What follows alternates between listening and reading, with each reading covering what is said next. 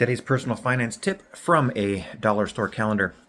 Use the 24-hour rule. Wait 24 hours to avoid purchasing non-essential items on impulse.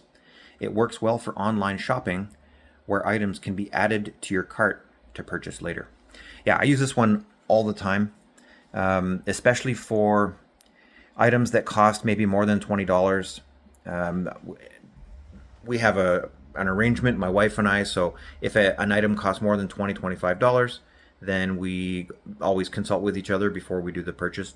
I know that seems like a low number, but it becomes important when you're tight on a budget, and that came from our earlier years when that was the case. And it's just been a good practice for us now. But for any purchase, especially like if you're scrolling social media, you see something interesting and you're like, oh, I need this. I really need this.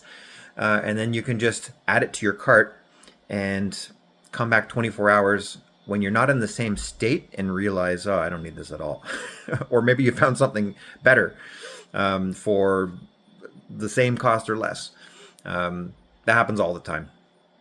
So yeah, purchasing on impulse can be a big problem. So yeah, this is a great advice from ye old dollar store calendar.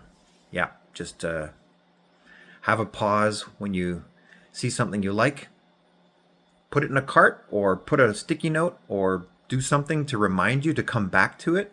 But often the energy of seeing something for the first time will cause you to want to impulse buy, and that will dissipate if you just give it a day, 24 hours, come back to it, look at it again again, when you're in a different state, you're not in that same buildup of a state when you first saw it, and then it's not really always going to be the same level of purchase desire, which is good, because if you purchase this thing on impulse, you know, it's going to arrive in the mail, you're going to put it on a shelf somewhere, and then that same state, when you first saw it, you only get that once.